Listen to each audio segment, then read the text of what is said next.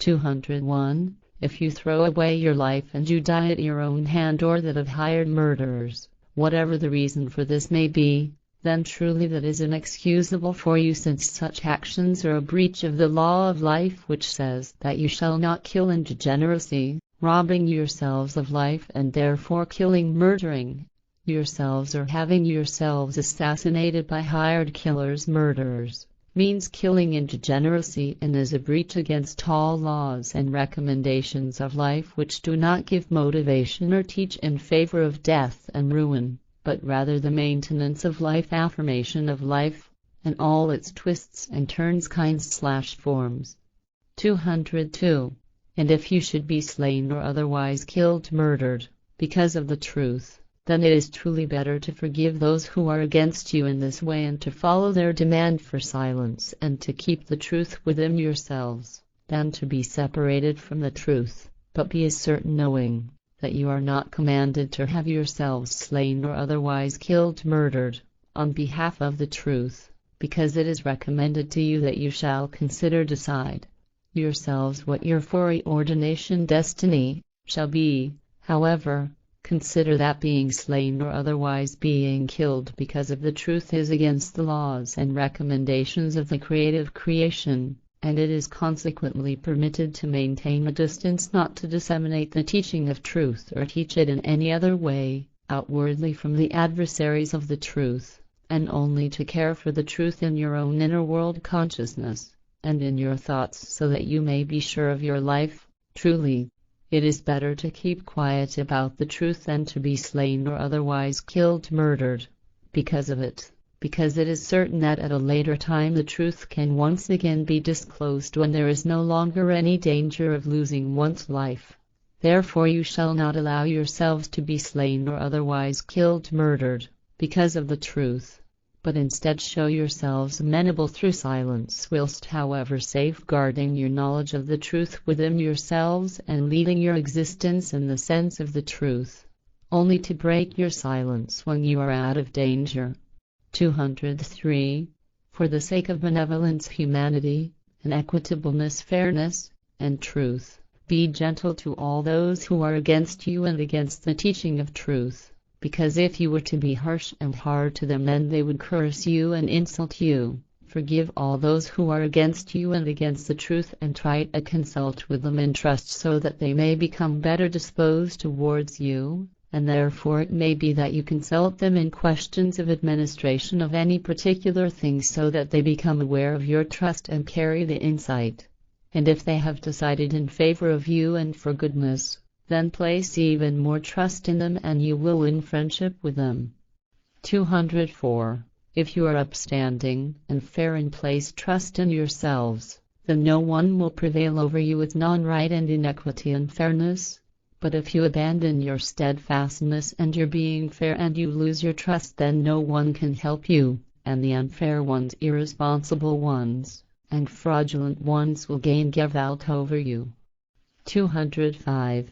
Act at all times like the true prophets who are incapable of acting dishonorably. But if you act dishonorably and you defraud the truth, then the time will come about in which harm arises in yourselves, and you are tormented by lovelessness and dispeace, as well as by unfreedom and divisiveness, disharmony. Each of your actions will be fully paid back to you in some way or other according to what you merit, both in good and evil and in right and non-right. 206. Truly, if you go for the pleasure of the truth, then you will also reap pleasure from people of your kind, human beings. But if you draw down the rage of people of your kind, human beings, on yourselves, then you will kindle a dwelling of the shadow world, hell, in yourselves for your thoughts and feelings. Therefore your inner world consciousness and your psyche will become sorrowful.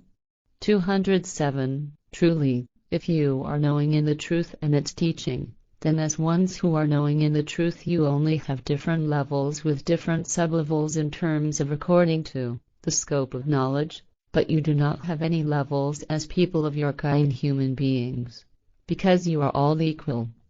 208.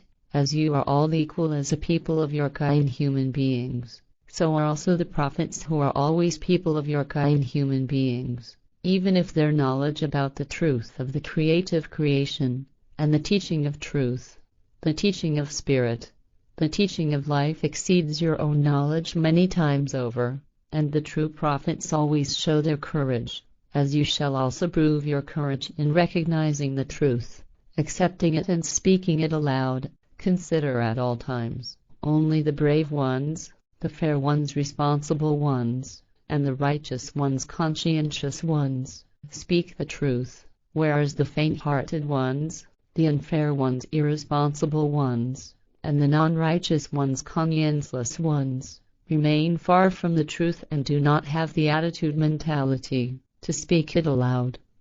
209. The true prophets give you grace, kind-heartedness, when they arise from your midst and give you signs, evidence, of the truth and present the word of the truth of the creative creation before you.